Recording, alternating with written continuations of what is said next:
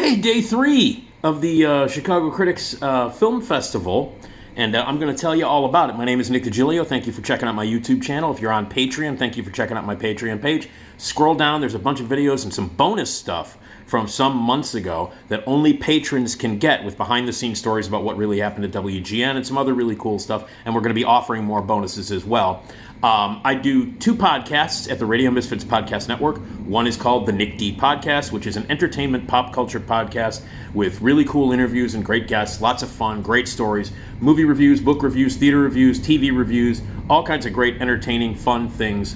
My co-host is Esmeralda Leon. It's very much like my old WGN radio show. You should check it out if you haven't. It's at radiomisfits.com. Tuesdays, Fridays, new episodes. My other podcast is called That Show Hasn't Been Funny in Years, and it's an SNL podcast. It's entirely dedicated to Saturday Night Live, my favorite show ever. And I have a great time doing that podcast, and it's very informative and really entertaining, and you get a lot of behind-the-scenes stories, and you hear great clips from interviews in the past, funny stuff from Saturday Night Live.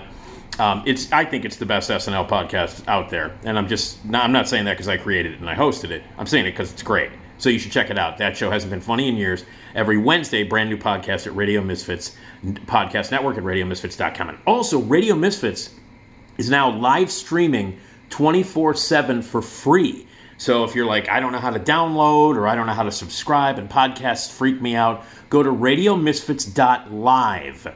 Radiomisfits.live. 24/7, you will hear all the great stuff that Radio Misfits Podcast Network has for free, being broadcast 24 hours a day. And my podcasts are broadcast every day free at that 24/7 streaming service, radiomisfits.live. Daily, 9 a.m., you can hear my Saturday Night Live podcast, That Show Hasn't Been Funny, and daily at 3 p.m., you can hear the Nick D podcast. So at 9 a.m., it's my SNL podcast, and at 3 p.m., these are Central Time, you can hear the Nick D podcast at radiomisfits.live, streaming 24/7. Another great thing that Radio Misfits is doing. It's new, we've just launched it, and you can listen 24/7.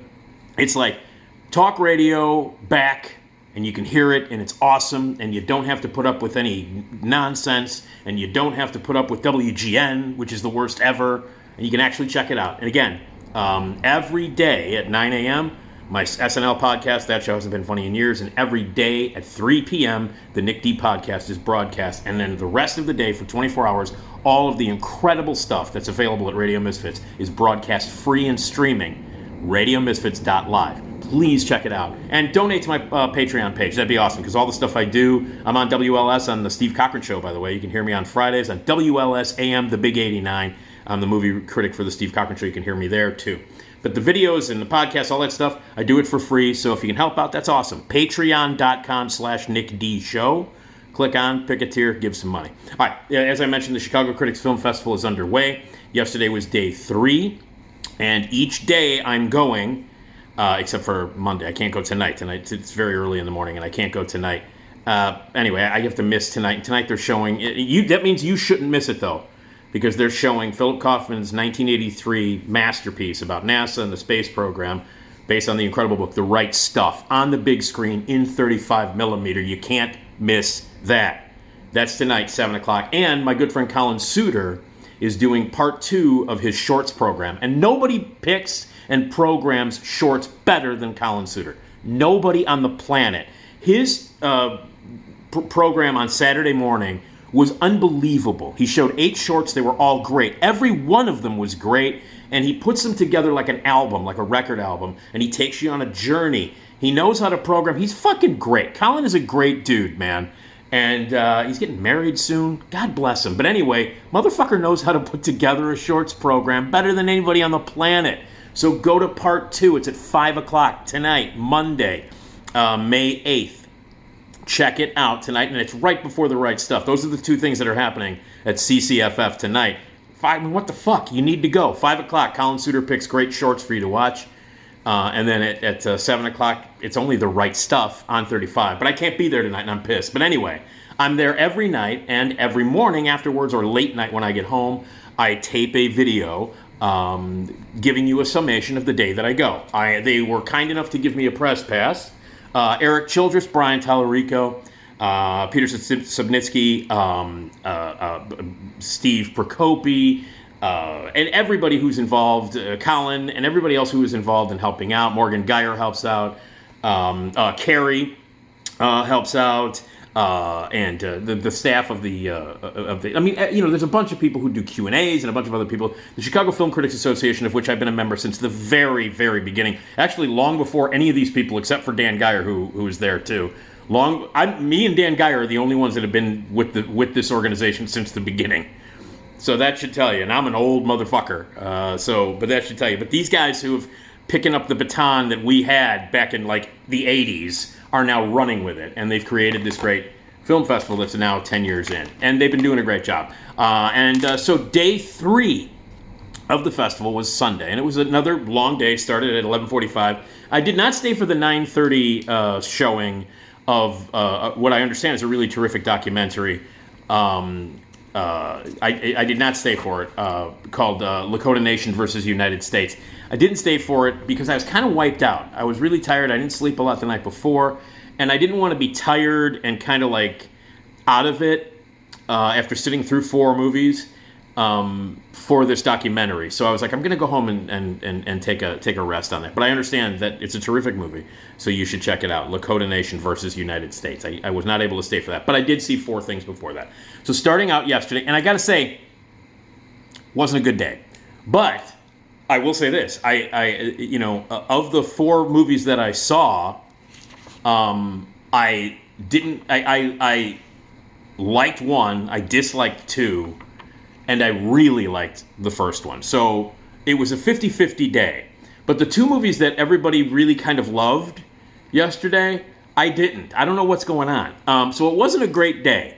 But I'll tell you what, as much as I disliked a couple of the movies and was disappointed with some stuff yesterday, I wouldn't rather be anyplace else than where I was at the Music Box Theater with my friends at the Chicago Critics Film Festival. Despite the fact that I was not overwhelmed or thrilled with the day's programming in general, there's no place I would rather be. So it was a fantastic day watching movies that I didn't like very much. And when you can say that, when you can be with your friends and have great conversations and support your friends doing something really, really special, if the movies aren't good, sometimes it doesn't matter because everything around it, watching your friend's thing take off and be successful, and watching other people talk about movies and have a great conversation about it, and hanging out in the Music Box Theater with all the awesome people that work there, and even though I didn't like a lot of the stuff I saw yesterday, it was a fantastic day. And it'll be a fantastic day for you when you go. And you can get your tickets, by the way, for all of this. It runs through Thursday.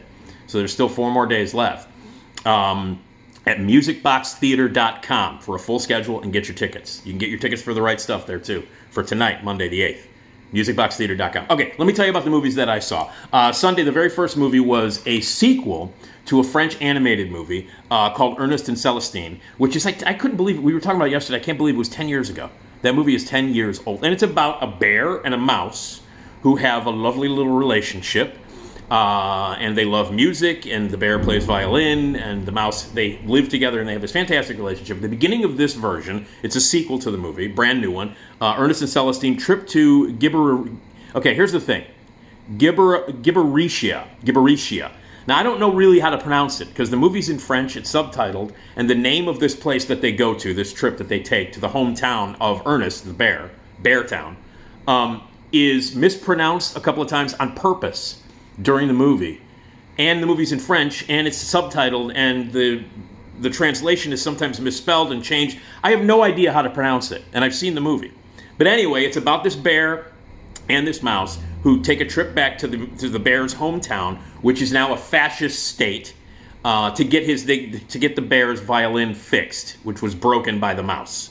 And so Ernest and Celestine, they travel through terrible, the end of winter weather to go back to the bear's hometown, where his father is now in charge as a judge, and a fascist regime has taken over this town where no one can do artistic things, no one can play music, only one note. When you're playing music, you can only play one note, and it's brilliantly chosen as the note of C, which is considered the saddest note in music.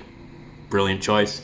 And so art and music is completely, you'll go to jail if you play any kind of, if you play more than one note while you're in the streets, or you play one note. Even birds who chirp more than one note get sprayed and shot at. So this is a fascist regime that has taken over, and it's about these two lovely characters who go there simply to get Ernest's violin repaired, but Ernest has a reunion with his family and discovers that it's a fascist world that his dad is running, and they try to make a change, and it's about, you know, letting loose freedom. It's about the freedom to create art. It's about the freedom to make music, and it contains really cute and wonderful and really beautifully drawn animated characters. And it's the return of Ernest and Celestine, the bear and the mouse, and they were wonderful characters in an Oscar-nominated movie that came out 10 years ago. This is the sequel to that, and it's just as lovely and it's just as charming. And the message of please create more art, don't stop us, and the fact that music is so important, and it's anti-fascist and pro-art. How can you not love that? And cute as hell. So I thought it was a lovely movie, beautifully animated, very entertaining, and I thought it was terrific, and it was a great way to kick off the day. Unfortunately, the rest of the day would kind of go downhill for a while. The second movie was Paul Schrader's latest, Master Gardener, and it stars Joel Edgerton and Sigourney Weaver and Quintessa Swindell and Esai Morales. And if you know Paul Schrader at all, this is he's now calling this a trilogy. The end of this trilogy that he did. He did a movie called First Reformed with Ethan Hawke a few years back. And then a couple of years ago, he did The Card Counter with Oscar Isaac. And now you got Joel Edgerton in Master Gardener, which is the same movie as the other two movies. It is a guy trying to do a job with a dark past who has a diary, and all kinds of weird, dark shit is unearthed. And it is this very stylized way of telling a story, getting into the mind of someone who's got a really screwed up past, who's trying to change their course or stay on a path to completely forget about the horrible, dark, twisted, murderous kind of shit that they did in the past. And he's made this movie a million times before. Paul Schrader, who wrote Taxi Driver, wrote and directed, I think, the greatest movie he's ever made is Blue Collar with Richard Pryor, Harvey Keitel, and Yaphet Kotto. It's one of the best movies ever made and one of the best movies of the 70s. And Schrader has been Oscar nominated, and, you know, he's written a lot of stuff. And a lot of the stuff that he's written is pretty, you know, repetitive. And it has very, very themes that are repeated a lot. And this is no different. This is very much like First Reformed, very much like The Card Counter, and the end of this trilogy about men with dark pasts. Very stylized. The acting is really stylized, and the way the story is told is very specific to the world that Paul Schrader occupies in his own fucked up mind. I think Paul Schrader is amazingly talented. He has written some of my favorite movies of all time. His collaborations with Martin Scorsese go without saying. They're brilliant. Taxi Driver is one of the greatest screenplays, one of the greatest movies ever made. Still my favorite Martin Scorsese movie. And Schrader, as a director, has made some up and downs. He had a period of time where he was making a lot of shitty movies. You remember The Canyons with Lindsay Lohan? Yeah, that was a period of time when he was just doing a lot of shitty movies. But if you go back and look at stuff like Light Sleeper and Affliction, you know, he's made a lot of really interesting movies, but he covers the same ground a lot. And in this movie, Joel Edgerton plays this gardener who runs this massive garden on this huge estate that is owned by Sigourney Weaver, who plays like an old school Southern, like, woman who owns this big property. He's got a very fucked up dark past. I won't get into it. And the niece of the grand niece of Sigourney Weaver's character is now going to be an intern working in the garden, and this opens up a whole issue. You know, he's supposed to train her, this grandniece, and that relationship opens up the door to the really dark, twist up, murderous, fucked up, kind of like Nazi-like past that Edgerton's character has. He has a sexual relationship with Sigourney Weaver, who he also works for, who's the matriarch of this whole plantation, if you will. And the movie deals with race and murder and all kinds of stuff under the guise of you learning the metaphor of what gardening is. And there's a lot of heavy-handed symbolism and metaphors about gardening and growing and changing and all that stuff. The kind of stuff that you would expect in a Paul Schrader, let's open up the secret door to a man's existence movie. And that's what this does. I was not a fan of it. I was not. I was looking forward to it. I thought his last two movies were great. I love The Card Counter and I love First Reformed.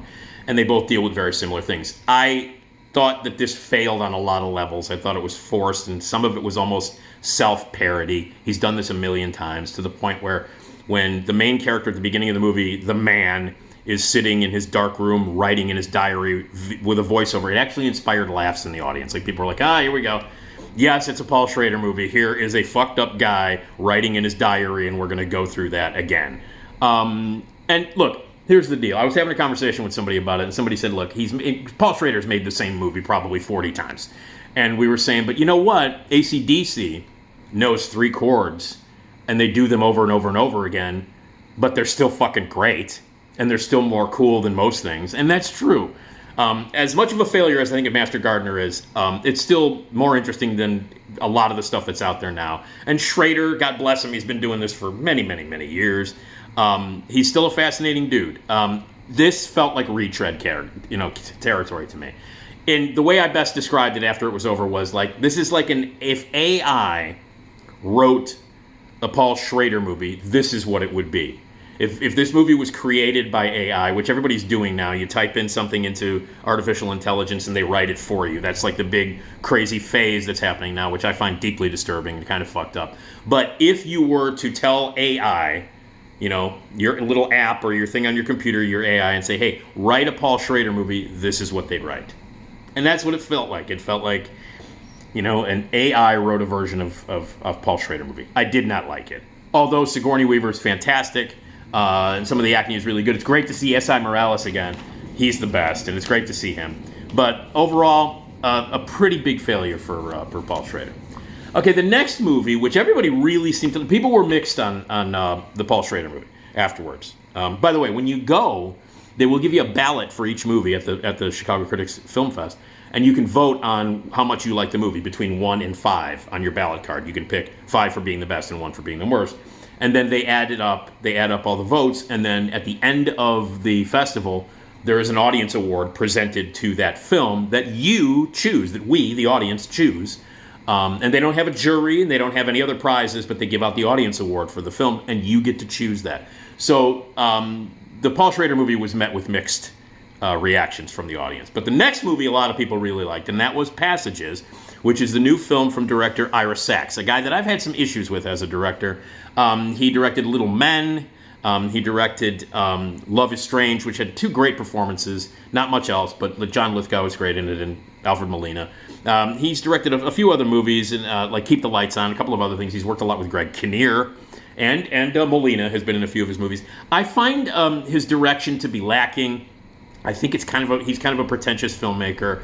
I'm not crazy about his movies, and I wasn't crazy about this. This is Passages, the first movie that he's made that has a real European feel to it, and I think a forced European feel. It was like, I'm going to make a European movie. Watch me take every cliche and every kind of directorial rhythm that you would find in maybe another AI version of a European movie. This might be an AI version of European movie with explicit long sex scenes. Isn't that pushing the envelope? No, it's not. Although it was refreshing that the longest and most explicit sex scene in the movie is a really long, wonderfully explicit gay sex scene between 2 men. You don't see that a lot in you don't see that, especially as far as, because this scene goes on for a long, this scene between Ben Whishaw and Franz Rogowski, it goes on for a really long time, and I was like, damn. Now normally, in these movies you'll see 2 women go at it for a long time, or a man and a woman go at it, but you don't really see a very explicit, man-on-man homosexual gay scene like they did here. It was fantastic. I was like, wow. Good for you, Ira. And the weird thing is that Adele Exarchopoulos is in this movie, and she's best known for Blue is the Warmest Color, which was a long European movie that had very long girl-on-girl sex scenes in it, which of course was more acceptable, because it's 2 women. Ooh, the straight guys in the audience are like, yeah, and the straight guys in the audience at the music box yesterday were going, is this going to end soon? Because this is a little weird for me. But anyway, that's just part of the let's be as European as we can in this movie. It's a simple story. It's about a film director who has lived with his lover, I think they're married, his husband, for 15 years, and who one night has a few glasses of wine and ends up having sex with a woman played by the aforementioned Adele Exarchopoulos. And then he falls in love with her and moves out, and it's about this relationship between these two men and how it completely changes after 15 years when this guy, the other guy, the director, starts a relationship with a woman. And then it gets more complicated from there. And the movie is about what would happen if a long-term gay relationship were interrupted by the other person, the very selfish person, experimenting with somebody else. And what would happen, what are the repercussions, what would happen between these two men and between the woman and the man who kind of broke up this relationship. And it's a very simple story, so that's all it's about. But it's about really flawed people, and it has a lead character that is purposely an asshole, like a selfish prick. And at the beginning of the movie, you can tell that because he plays a film director. The first scene in the movie is him being a real dick to his crew, to his actors, and like forcing one of his actors to walk up and down the steps like 25 times to get it right.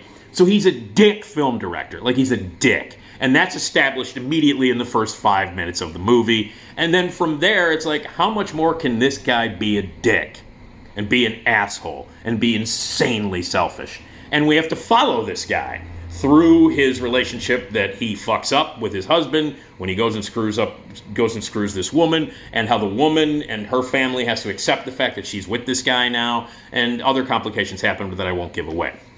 But the problem is that your central character is such a selfish prick that it's very difficult to care about anything that's happening. The acting to me ranged from good to horrible. I did not like the lead at all. I thought he was really bad. And there's not much for there's not much for Adele to do in this movie. And she does the best she can. She's a terrific actress, by the way, but she doesn't have much to do. Ben Whishaw, by the way, is the best thing in the movie, and he's got some wonderful moments. And some of the supporting characters are okay, but overall, it's like dickheads. It's like very selfish asshole people doing asshole-ish things, and your lead is really an asshole. Now, I don't mind watching asshole characters do asshole things. Some of my favorite movies of all time have a lot of asshole characters in them that are deeply flawed. Look, I'm wearing a t-shirt for Magnolia, which is an epic movie with a lot of really flawed, deeply fucked up people in it. So I'm not against watching anti-heroes or jag-offs in a movie, but when they're interesting, I like it. And when they're not, and they weren't here, then this kind of thing, like 15-year relationship being fucked up by experimenting with someone else and how that affects you, that kind of thing has been done 8 zillion times in movies before, and done less generically, and also done less in a way that seemed very forced for this director. It's like, I'm going to make a European movie, and it's in French and German and English. There are a lot of subtitles in this, and this is a guy who's never made a movie that has that kind of very artsy, long, intense European feel. It just felt very forced, very unhonest, and not very authentic to this director and his voice. So I did not like it. I was not a fan of it. It was interminable for me. So I don't know. It's called Passages. It is coming out, I believe, in August or July. I think July is coming out. Most people in the room really liked it. I did not. So the next one, now we're into the evening, is called Waiting for the Light to Change, which the director was there, Lynn Tran. She is a DePaul student. She was a DePaul student, graduated from DePaul. And this movie started out with her at DePaul, and it's about a group of young people, 2 best friends, and basically 5 young people in their early 20s, just getting out of college, spending a weekend at a house on the beach. And it's about their relationships and the things that they go through. And it's called Waiting for the Light to Change, which is, the title is significant about like being in your early 20s and waiting for something to happen or doing something, or having that period of time, like when you get out of college and get into the real world and set the course for what your adult path is going to be, how that's confusing, and how in your 20s, you're supposed to not know what the fuck you're doing and play around. And this movie is about that. It's about a weekend with these 5 20-somethings going through that struggle, figuring out what their life is going to be, going from childhood to adulthood, and that bridge that you have to cross, and you're waiting for the light to change, meaning waiting for your real life to begin. And it's a small cast, and it's really a low-budget movie shot in a house near a beach, and it's about the struggles, the relationships of being in your early 20s. It's a movie that I can't identify with because I was in my early 20s 30 years ago. So 30 something, more than 30 years ago. I was in my early 20s like 35 years ago. So this is a movie that, like, on that level I couldn't identify with. But as kind of a really extended school, art film, it's really interesting. And there are very long takes where the actors are allowed to just talk, single camera shots where the actors are allowed to just really explore. This director, she does a really interesting job, not really formally with editing and framing and anything like that. It's not a particularly well-made movie in terms of like the way it's shot, camera movements and editing and rhythm and stuff like that. It's pretty basic. But she's really great with actors, especially the actors and actresses. And she allows the freedom of these long, wonderful sort of takes. And it's an intimate movie made on a very, very low budget. It's not breaking any new ground. This movie is doing the same kind of message that you get from movies about 20-somethings. It's nothing new. In fact, it repeats some stuff that you've seen in other movies, especially Garden State. There's a scene where someone climbs up and starts screaming into the void, which they do in other 20-something movies, but most famously in Zach Braff's Garden State, where they stand on top of the thing and scream into the void. Oh my God, I'm gonna have to be an adult, and they do that in this movie. And so it doesn't steer clear of every early 20-something cliche that you'll see in coming-of-age movies. But it does it well, and the acting is good. It's really admirably done. I like this movie. And it's not going to break any new ground, but it's certainly a nice calling card for this director. And she was sweet. She did a Q&A afterwards. And her name is Lynn Tran, and she is a DePaul graduate. So she's local, or at least school-wise, she's local. And there were a lot of people that were there that worked on the movie, and a lot of people from the production company were there. So it was nice. She got a lot of support. And it's a quiet little movie that is nothing but young people doing stuff and drinking and smoking pot and contemplating what their adult life is going to be like. And it's these great little long-take exchanges between 20-somethings.